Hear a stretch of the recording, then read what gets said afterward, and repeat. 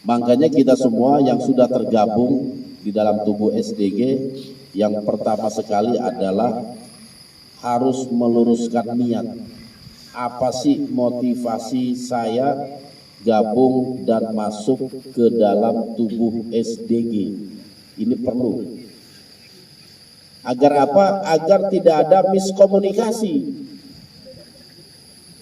Banyak orang menyangka dibuatnya korwil-korwil di dalam tubuh SDG itu dalam rangka pengajaran tentang ilmu-ilmu gaib. Jadi disadari atau tidak, kita yang hidup di abad 21 ini telah memasuki fase akhir zaman. Bismillahirrahmanirrahim. Assalamualaikum warahmatullahi wabarakatuh. Waalaikumsalam warahmatullahi wabarakatuh.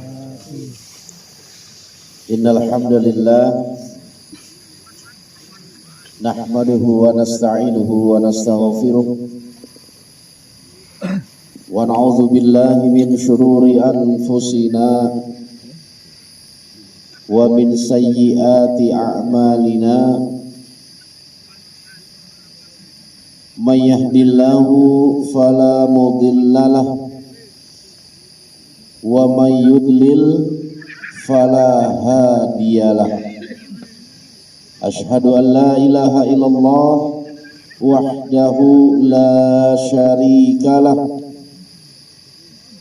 wa asyhadu anna Muhammadan abduhu wa rasuluhu la nabiyya ba'dah. Allahumma salli ala nabiyyina Muhammadin wa ala alihi wa sahbihi ajma'in. Amma ba'd. Sahabat-sahabatku yang dirahmati Allah Subhanahu wa taala, syukur alhamdulillah, segala puji dan rasa syukur kita mari sama-sama kita panjatkan kehadirat Allah Subhanahu wa taala yang telah banyak memberikan kita berbagai macam nikmat dan karunia-Nya. Wabil khusus syukur alhamdulillah sampai detik ini kita masih menjadi hamba Allah Subhanahu wa taala. Amin. Sebuah kenikmatan yang tiada tara, yang tidak semua manusia merasakan. Betapa indahnya hidup dalam ajaran Islam. Oleh sebab itu, mudah-mudahan kepercayaan iman yang telah Allah titipkan di dada-dada kita tetap selalu kita jaga, kita kembangkan dan kita pertebal agar kita semua mampu dan dapat menikmati indahnya balasan Allah berupa surganya nanti. Amin. Selayaknya lah kita senantiasa memuji Allah atas keagungannya yang telah mempertemukan kita tepat di kaki Gunung Raung, salah satu makhluk ciptaan Allah yang besar, yang sangat banyak memberikan manfaat kepada masyarakat sekitar, yang telah Allah ciptakan di muka bumi ini sebagai penyeimbang bumi yang telah Allah hamparkan kepada kita semua. Tanpa Allah menciptakan makhluknya yang bernama gunung, niscaya bumi akan goyang dan guncang, yang pada akhirnya akan mengganggu ekosistem dari alam semesta. Salawat teriring salam tak lupa pula kita kirimkan kepada junjungan kita, uswatun hasanah, Nabi Allah Muhammad sallallahu alaihi wasallam. Ya. Seharusnya ketika kita mendengar nama baginda Rasulullah sallallahu alaihi wasallam disebut, kita bersolawat kepadanya.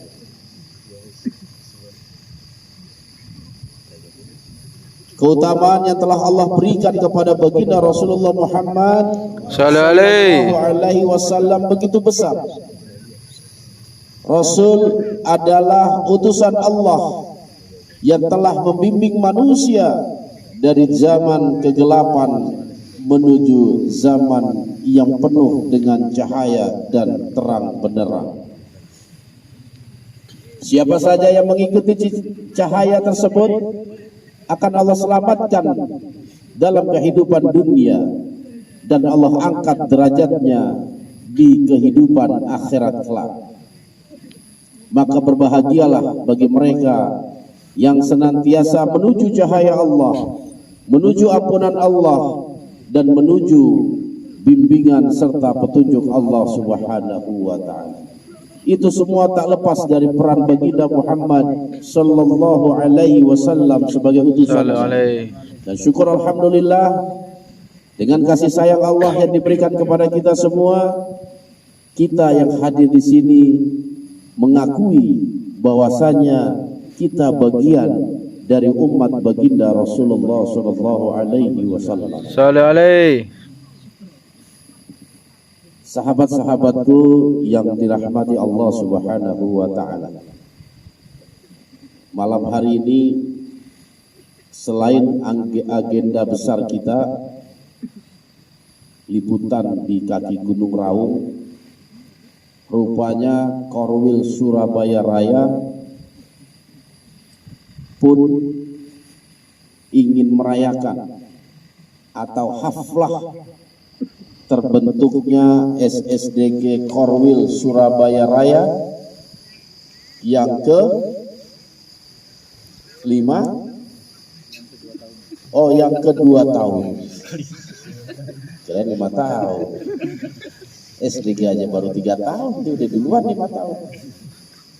Syukur alhamdulillah 2 tahun perjalanan ini SDG Korwil Surabaya telah menunjukkan kekompakannya, menunjukkan kerjasamanya yang bagus, karena memang kegiatan SDG di Jawa Timur bukan kali pertama kita lakukan. Sudah berkali-kali kita melakukan rangkaian kegiatan di wilayah timur Pulau Jawa, baik yang berkaitan dengan liputan ataupun yang berkaitan dengan pengobatan.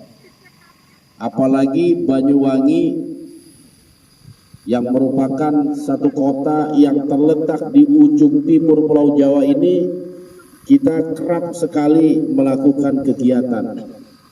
Dan di lokasi ini adalah, kalau nggak salah itu, lokasi yang keempat kita mengadakan kegiatan. Ya betul Pak?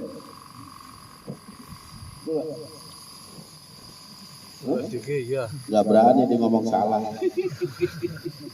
Ya lebih. Ya sudah lebih. Jadi kita ke Banyuwangi ini yang kali ketiga. Kali kedua kita melakukan 2 liputan, 2 lokasi. Yang pertama pun 2 lokasi. Jadi ini yang ke-5. Dan saya lihat ketika kegiatan-kegiatan dilakukan di Korwil Surabaya Raya ini, khususnya Banyuwangi, terlihat kompak dan kerjasamanya itu nampak. Sehingga saya memiliki sebuah keyakinan tersendiri ketika Korwil Surabaya Raya Ranting Banyuwangi mengadakan liputan di Gunung Raung secara terbuka, insya Allah dapat berjalan dengan lancar dan terkendali. Apalagi di liputan malam hari ini kita juga akan kedatangan beberapa korwil-korwil lain. Dan insya Allah dari Korwil Bekasi dalam perjalanan ini ada satu HIS kurang lebih sekitar 19 orang masih dalam perjalanan. Perjalanan 2 tahun Korwil Surabaya tentu mengalami pasang surut, itu juga harus diakui. Ada saatnya mereka semua semangat dalam menegakkan dan merencanakan kegiatan-kegiatan Korwil. Dan ada kalanya juga agak sedikit melempem. Itulah realita kehidupan. Jangankan terhadap sebuah pergerakan yang memang di dalamnya banyak sekali unsur-unsur yang mempengaruhi, bahkan di dalam diri kita pun kadang seperti itu. Keimanan yang ada pada diri kita yazid wa yanqus, memiliki sifat yazid, meningkat, wa yanqus, dan terkadang iman itu turun. Al imanu yazid wa yanqus, iman itu terkadang naik, terkadang turun. Tapi ingat, kalau dia turun harus buru-buru dinaikin. Jangan sampai turun dan semakin turun akhirnya malas lagi untuk naik. Disitulah kita pentingnya menghadiri majlis-majlis ilmu, karena kita belajar, kita mendalami Islam merupakan salah satu syarat atau salah satu motivasi keimanan itu bisa naik kembali. Sahabat-sahabatku yang dirahmati Allah Subhanahu wa taala, dan insya Allah di tahun yang ketiga ini Syiar Dalam Gelap akan melakukan banyak sekali perobakan, khususnya dalam struktural. Jadi kita akan menseragamkan desain struktural ke semua korwil-korwil. Selama ini 2 tahun ini memang kami memberikan satu kebebasan kepada korwil untuk membentuk struktural berdasarkan kebutuhan mereka, sesuai dengan kebutuhan. Jadi tidak ada keseragaman. Makanya kalau kita lihat antara korwil satu dengan korwil yang lain, yang masuk ke dalam struktural itu kadang berbeda-beda. Ada satu korwil mencantumkan divisi keamanan, ada korwil lain yang tidak pakai divisi keamanan. Ada yang pakai seksi konsumsi, ada juga yang enggak. Dan yang paling parahnya, ada satu korwil memasukkan seksi masak-masak. Itu kan bingung begitu saya dapat laporan ini, kenapa ada seksi masak-masak ini? Apa kita channel kuliner apa gimana? Ya, dan itu betul terjadi. Ada seksi masak-masak. Bingung nggak tuh? Sebenarnya SDG bidang apa sih? Kuliner apa? Makanya karena suka saya sindir itu, kalau SDG tutup itu udah bikin kuliner aja. Wisata kuliner apa ada? Udah ada divisi masak-masak soalnya. Iya. Nah, melihat fenomena seperti itu membuat harus ada gebrakan dari tubuh SDG. Makanya gebrakan pertama itu yang akan kami lakukan, yang pertama itu penyeragaman struktural. Jadi struktural se-Indonesianya harus sama. Iya. Harus sesuai dengan arahan. Kegunaannya apa? Ketika ada instruksi atau kebijakan baru akan mudah untuk direalisasikan. Dan kebijakan-kebijakan lain yang nanti kita akan coba diskusikan dalam rapat struktural. Mungkin nanti diatur waktunya, jadi ya. Terus yang gak kalah penting adalah posisi pembina. Jadi hampir semua korwil itu ketua korwil naik jabatan menjadi pembina korwil. Dan pembina korwil yang sudah ada semuanya dipensiunkan. Ya, tenang aja, ada tunjangan pensiun ya, tenang aja. Senang Hendra. Iya. Karena apa? Pembina-pembina yang lama itu yang rata-rata memang kru pusat kayak Hendra, Didi, terus ada Sadi, semuanya itu mereka akan mendapatkan tugas dan tanggung jawab yang lebih besar di tubuh SDG. Makanya kalau mereka semua tetap menjabat, memegang tanggung jawab sebagai pembina korwil, khawatirnya tidak fokus terhadap hal-hal yang memang nanti akan diperintahkan, yang menjadi tanggung jawabnya yang baru. Makanya saya mempunyai suatu kebijakan, semua ketua korwil harus menjadi pembina, termasuk korwil Surabaya. Mas Bujaini ini harus menjadi pembina korwil Surabaya. Sahabat-sahabatku yang dirahmati Allah Subhanahu wa taala. Memang kita SDG itu dari segi struktural akan banyak mengalami perubahan-perubahan. Karena apa? Karena pergerakan ini udah gak bisa dianggap main-main. Harus profesional, sesuai dengan tugas dan tanggung jawabnya. Oleh sebab itu diperlukan i'tiqad ataupun diperlukan sebuah niat yang besar jikalau ingin bersama saya membangun syiar ini.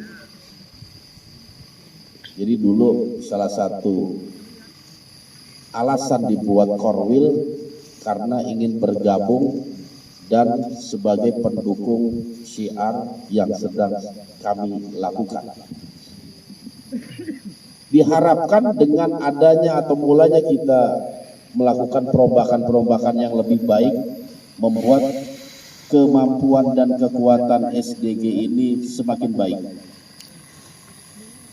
Makanya kita sudah mendaftarkan SDG ini dalam bentuk yayasan dan alhamdulillah sudah keluar akte notarisnya. Jadi pergerakan kita ini secara legalitas sudah diakui oleh pemerintah. Jadi aman. Kegiatan-kegiatan kita seperti yang kita lakukan di tempat ini sudah legal. Karena ini merupakan bagian dari kegiatan-kegiatan syiar dalam gelap yang telah kita cantumkan di dalam akte notaris seperti ini. Makanya kita semua yang sudah tergabung di dalam tubuh SDG, yang pertama sekali adalah harus meluruskan niat. Apa sih motivasi saya gabung dan masuk ke dalam tubuh SDG? Ini perlu. Agar apa? Agar tidak ada miskomunikasi. Banyak orang menyangka dibuatnya korwil-korwil di dalam tubuh SDG itu dalam rangka pengajaran tentang ilmu-ilmu gaib. Ya, ini miskomunikasi. Mereka menganggap begitu dia tergabung masuk ke dalam tubuh sahabat syiar dalam gelap, wah nanti diajarin nih cara mediumisasi, diajarin cara mental-mentalin makhluk dan sebagainya. Seolah-olah SDG membuka pendaftaran menjadi orang sakti semua anggotanya. Padahal salah satu fondasi alasan dibangunnya SDG ini tidak lain tidak bukan untuk memperkuat diri kita dalam iman, ilmu, dan amal. Itulah visi SDG. Membentuk kepribadian muslim yang kuat akan iman, ilmu, dan amal. Kenapa dipilih ketiga rangkaian tersebut? Ya, kenapa iman, ilmu, dan amal menjadi moto pergerakan SDG? Semuanya tidak lain dan tidak bukan karena hanya dengan ketiga unsur itulah kita semua akan terbebas dari fitnah akhir zaman. Jadi disadari atau tidak, kita yang hidup di abad 21 ini telah memasuki fase akhir zaman. Kenapa bisa dikatakan seperti itu? Dilihat dari tanda-tanda yang terjadi di dalam lingkungan alam kita, dalam lingkungan sekitar kita. Banyak sekali bukti-bukti berdasarkan sabda dari baginda Rasulullah SAW yang menunjukkan hidup di zaman ini telah memasuki fase akhir zaman. Akhir zaman itu terbagi menjadi dua fase.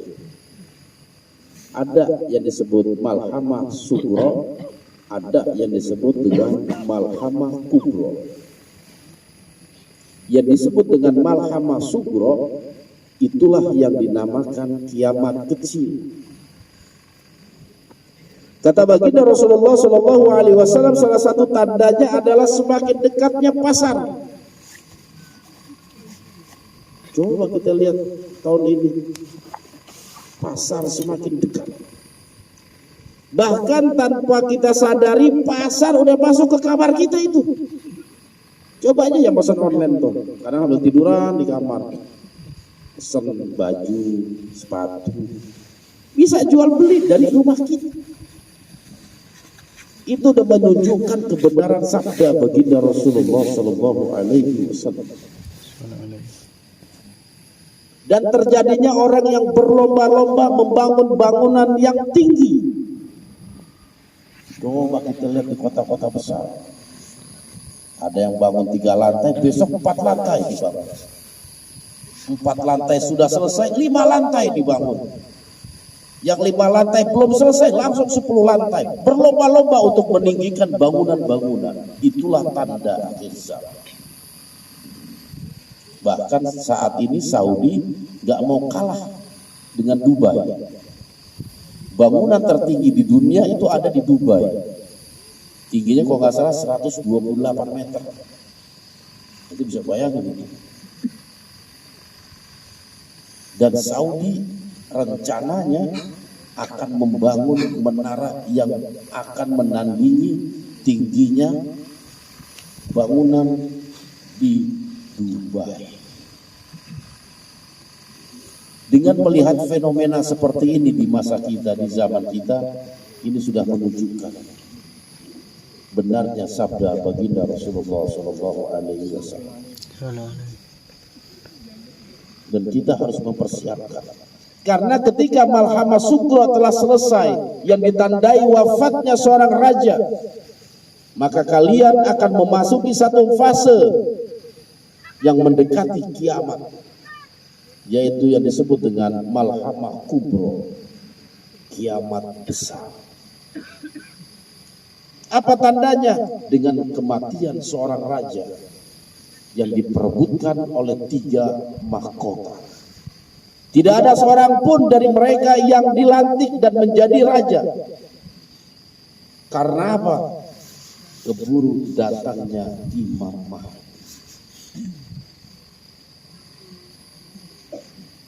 Kekacauan-kekacauan seperti ini hanya 3 unsur yang dapat menyelamatkan kita, yaitu kekuatan iman, kekuatan ilmu, dan kekuatan amal. Disinilah kita berharap mudah-mudahan SDG ini bisa menjadi bagian walaupun terkecil dari sebuah perubahan. Karena Allah Subhanahu wa Ta'ala tidak melihat betapa besarnya apa yang kita lakukan. Allah tak lihat itu. Yang Allah lihat adalah kualitas kita, upaya kita dalam mengajak manusia, khususnya umat Islam, agar kembali ke jalan Allah Subhanahu wa Ta'ala. Jadi Allah terhadap hambanya itu enggak menuntut hasil. Ketika kita berdakwah, orang yang kita dakwahi itu mau mengikuti tidak. Yang Allah lihat, yang Allah catat, dan yang Allah balas adalah upaya kita. Upaya kita dalam mengajak hamba-hamba Allah agar kembali ke jalan yang benar. Makanya Allah Subhanahu wa Ta'ala di dalam surah Al-A'raf, di dalam surah Ali Imran pernah berfirman, A'udzubillahi minasyaitonirrajim. Kuntum khaira ummatin ukhrijat linnas ta'muruna bil ma'ruf wa tanhauna 'anil munkar wa tu'minuna billah. Allah Subhanahu wa Ta'ala berfirman, kuntum khaira ummatin ukhrijat linnas, kalian semua adalah sebaik-baik umat, sebaik-baik golongan. Ukhrijat linnas, yang telah dikeluarkan untuk bangsa manusia. Apa yang menyebabkan umat itu menjadi umat yang terbaik? Ta'muruna bil ma'ruf, karena kalian senantiasa mengajak kepada kebenaran, kepada sesuatu yang ma'ruf, kepada kebaikan. Wa tanhauna 'anil munkar, dan kalian senantiasa mencegah dari perbuatan-perbuatan munkar. Itulah yang menyebabkan golongan atau kaum tersebut sebaik-baik kelompok, karena memiliki dua sifat. Ta'muruna bil ma'ruf wa tanhauna 'anil munkar. Senantiasa mengajak manusia untuk kembali ke jalan yang penuh dengan kebaikan dan mencegah manusia agar tidak terjerumus dalam jurang kesesatan. Inilah yang kita coba untuk menerapkan atau mengaplikasikan perintah Allah di dalam surah Ali Imran. Kita berharap apa yang kita perjuangkan mendapatkan nilai sebaik-baik hamba yang telah Allah lahirkan di muka bumi ini. Karena kita senantiasa amar ma'ruf nahi munkar. Sahabat-sahabatku yang dirahmati Allah Subhanahu wa ta'ala, karena kita semua berada di jalur syiar, mengajak manusia untuk senantiasa taat pada Allah, senantiasa berbuat kebaikan dan mencegah dari perbuatan munkar. Tentu ada pihak-pihak yang sangat membenci pergerakan. Mereka mencoba untuk menghancurkan, mereka mencoba untuk mengadu domba, mereka mencoba untuk mengkebiri kita agar pergerakan ini bubar. Siapakah mereka? Di dalam surah Yasin, Allah Subhanahu wa ta'ala telah menjelaskan, ya bani Adam, alla ta'budu syaitan, innahu lakum aduwwum mubin. Wahai Bani Adam, la ta'budu syaitan, jangan sekali-kali engkau memberikan penghormatan kepada syaitan, menyembah kepada mereka, meminta keselamatan kepada mereka, meminta harta benda kepada mereka. Inna syaitan lakum aduwwum mubin, karena syaitan adalah musuhmu yang nyata. Kenapa kita minta keselamatan kepada musuh kita? Makanya makhluk yang paling benci pergerakan kita adalah syaitan. Benci. Makanya nggak aneh ketika SDG berbenturan dengan para syaitan. Dan ini sebuah tantangan bagi kita. Karena apa? 1014 tahun yang lalu Allah Subhanahu wa ta'ala telah mengingatkan bahwasanya musuhmu adalah para syaitan. Makanya kita harus tetap menjadikan mereka musuh kita. Jangan menjadikan mereka sebagai pelindung kita, menjadikan mereka sebagai sandaran hidup kita, menjadikan mereka sebagai kawan dan teman kita. Karena Allah telah menegaskan, innahu lakum aduwwum mubin, sesungguhnya mereka adalah musuhmu yang nyata, walaupun nggak kelihatan. Sahabat-sahabatku yang dirahmati Allah Subhanahu wa ta'ala, oleh sebab itu saya berharap kepada diri saya pribadi, kepada sahabat-sahabat terdekat saya dari kru SDG, dan juga sahabat-sahabat saya semua yang tergabung di korwil masing-masing, agar teguh tauhid kita pada Allah Subhanahu wa ta'ala. Jangan sepelekan tauhid, karena dengan tauhid itulah sebagai kunci kenikmatan surga. Allah akan mengampuni dosa-dosa kita walaupun seberat bumi dan seluas langit. Allah pasti ampuni. Tetapi dosa syirik tidak Allah ampuni. tidak Allah ampuni, tidak Allah maafkan. Innallaha la yughayyiru ma Innallaha la yaghfiru ay yushraka bihi wa yaghfiru ma duna dzalika liman yasha. Sesungguhnya Allah tidak akan mengampuni dosa syirik. Namun Allah mengampuni dosa semuanya selain syirik.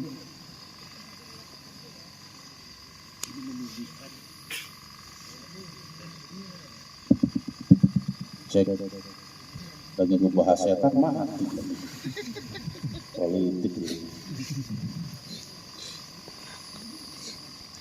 Jadi di ayat itu Allah menjelaskan betapa besarnya dosa syirik, sampai-sampai Allah tidak akan memaafkan bagi siapa saja yang melakukan dosa syirik. Namun Allah memaafkan dosa selain syirik, sebesar apapun, seluas apapun, Allah pasti ampuni.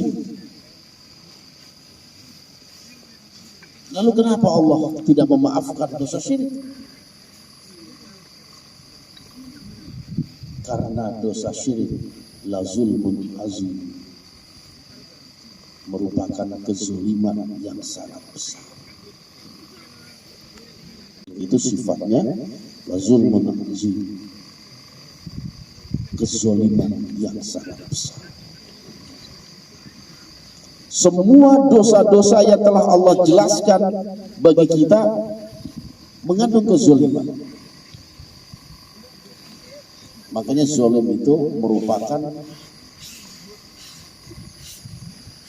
mata air dari semua dosa. Semua dosa mengandung unsur kezaliman. Ente mencuri itu menzalimi orang itu. Ente minum minuman keras itu menzalimi diri ente sendiri. Ente berjudi, melakukan kemaksiatan yang lain, itu menzalimi. Ada unsur kezaliman di dalamnya.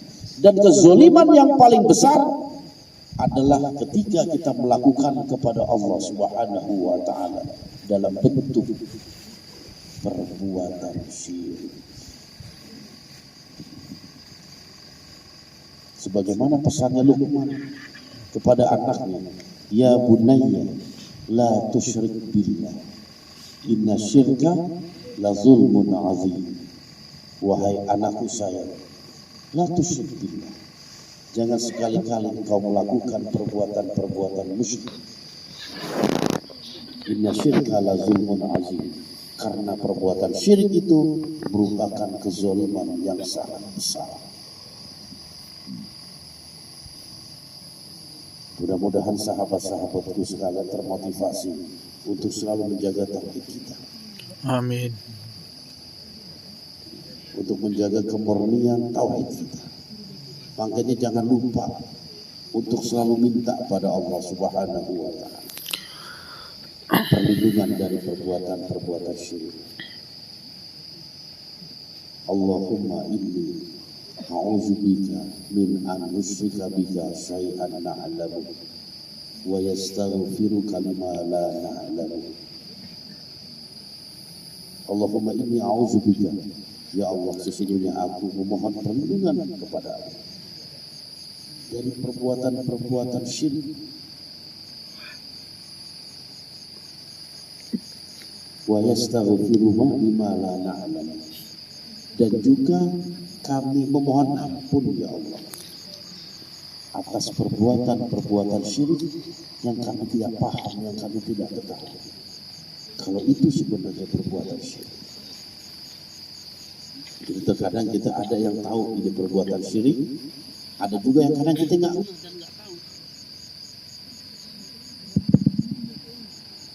Ada juga perbuatan syirik yang kita nggak tahu. Apalagi anak-anak muda sekarang. Nanti lahir bulan apa? Bulan Maret. Oh, bintangnya Aries. Cari deh bintang Aries bulan ini. Nanti percaya tuh pakai begitu syirik. Kadang hal itu habis. Kita anggap satu lucu-lucuan atau apa. Tapi di hati kita yang paling dalam ngomong, benar juga ini amalannya. Karena apa? Zodiak begitu ngeliatin dari bintang. Dan percaya kepada ramalan bintang termasuk dari cabang-cabang ilmu sihir. Sihir sendiri merupakan perbuatan musyrik. Nah itu nggak boleh. Ente lahir bulan apa ya? Bulan Desember. Wah bintangnya akuarium ente. Akuarium. Apa? Oh kan ketahuan kan. Suka ngeliat nanti. Ketahuan. Kalau jebakan itu nggak sadar dia. Akuarium. Mendingan selamat begitu di akuarium. Percaya kepada hal-hal seperti itu. Itu yang akan menjerumuskan kita masuk ke dalam jurang kemusyrikan. Ini harus kita waspadai. Makanya SDG ini lahir dalam kaitannya ilmu tauhid, keyakinan kita kepada Allah Subhanahu wa Ta'ala. Bagaimana kita sebagai hambanya betul-betul menjadikan Allah sebagai sandaran kita, sandaran hidup. Kita ada kesulitan, lapor sama Allah, jangan lapor sama dukun. Akhirnya apa disaranin yang aneh-aneh. Ente mandi itu di pantai selatan 7 Jumat. Ini kadang begitu. Ente datang ke gua di sana, tirakat. Wah segala macam. Kadang yang disuruh baca benar. Apa yang harus kita lakukan di gua itu? Perbanyak sholawat. Meyakinkan benar itu. Terus apa lagi? Berzikir. Baca la ilaha illallah, baca istighfar segala macam. Duduknya di dalam gua. Kamuflase seperti ini yang kadang membuat diri kita meyakini oh itu benar berarti. Oh yang disuruh baca sholawat, yang disuruh baca Fatihah. Begitulah cara mereka untuk menyelumuti keburukan yang ada di dalam. Hakikatnya makhluk itu yang berperan. Dan kita sering buktikan. Dalam liputan-liputan kita tuh sering buktiin. Namanya goa. Siapa yang tinggal di goa kalau bukan setan? Paling ditambah kelawar, makalong. Kalau memang kita mau minta pada Allah, pengen Allah bimbing kita terhadap kesulitan hidup kita, datang ke masjid. Zikirnya di masjid. Yang jelas tempat ibadah. Ya kan? Bukan cari tempat yang sunyi, sepi. Kadang di puncak-puncak gunung. Di tempat-tempat yang seram, yang jauh dari pemukiman orang. Dengan alasan ingin mendekatkan diri pada Allah. Ke masjid gak pernah. Gimana dekat? Tapi kan Nabi dulu juga berdiam diri di Gua Hiro. Melakukan uzlah, menyepi. Menghindari kehidupan kota Mekah. Tinggal Nabi di Gua Hiro. Kadang 1 bulan Nabi nggak pulang. Tinggal di sini. Kadang 3 bulan. Tinggal di sini. Itu Nabi aja bukan. Yang pertama sekali, apa yang Nabi lakukan di Gua Hiro itu sebelum Rasul diangkat menjadi. Jadi sebelum usia 40 tahun belum diangkat menjadi Nabi dan Rasul. Sehingga Nabi dalam rangka untuk menyelamatkan jiwanya itu Nabi menghindari segala bentuk kemaksiatan, kemusyrikan. Karena apa? Kalau Nabi di rumah sering ditawarin, sering diajak, maka Nabi menghindar.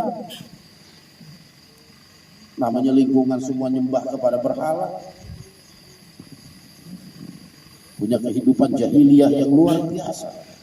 Allah pernah menyelamatkan Rasul itu 2 kali. Diajak sama sahabatnya Abu Bakar, wahai Muhammad, di rumah si A lagi ada pesta. Namanya pesta zaman dulu itu kayak zaman sekarang itu. Ada penari-penari wanita. Kata Nabi, tunggu aku ya Abu Bakar, aku akan datang. Karena Nabi sulit menolak ajakan saudara sahabat Abu Bakar. Begitu Nabi masuk kamar, Allah beri rasa kantuk yang luar biasa, sehingga Nabi tertidur. Abu Bakar nungguin, bener gak? Lama gak keluar. Pas nanya kepada Khadijah istrinya, dibilang, ya Rasulullah tertidur. Akhirnya ditinggalin Abu Bakar. Abu Bakar yang nonton sendiri. Kejadian itu 2 kali Allah selamatkan, sehingga Nabi terhindar dari kemaksiatan. Baru Nabi beruzlah, berdiam diri di Gua Hira, sampai akhirnya Allah mengutus malaikat Jibril untuk menyampaikan wahyu yang berbunyi Iqra. Lalu apa yang Rasul lakukan setelah Rasul diangkat menjadi Nabi dan Rasul? Sejak itu Nabi tidak pernah lagi ke Gua Hira. Gak pernah lagi Nabi setelah diangkat menjadi Rasul. Gak pernah lagi ke Gua Hira. Dan juga tidak ada satupun sahabat Nabi yang kerjanya di goa, wirid di goa. Gak pernah ada. Coba sebutin siapa sahabat Nabi yang sering nginep di dalam goa. Gak. Mereka kalau minta kepada Allah di masjid, berzikir, baca Quran, beribadah, memperkuat amal ibadah, ataupun di rumah dengan amalan-amalan yang sunnah seperti sholat tahajud dan baca Quran. Baru Allah akan memberikan solusi serta petunjuk. Ini siapa di belakang?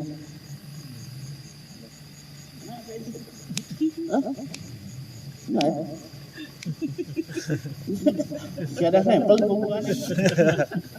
Oh jagain. Kita harus jagain terus. Jadi seperti itu, gak ada alasan, gak ada contoh juga. Kita datang ke tempat-tempat sunyi dengan alasan, wah saya ingin mendekatkan diri pada Allah. Gak ada alasan.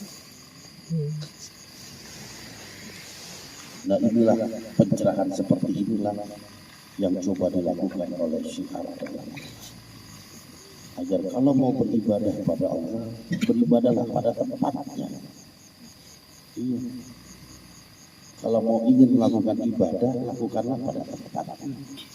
Jangan sampai kita melakukan sesuatu yang bukan pada tempatnya. Buanglah sampah pada tempatnya. Segala sesuatu ada tempatnya.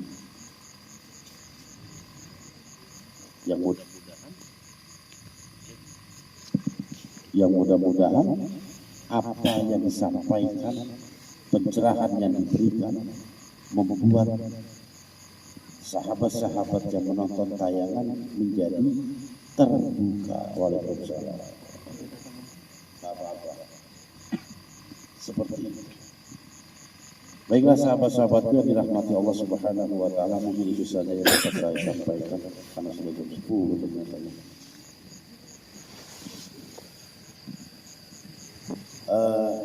Selanjutnya mungkin prosesi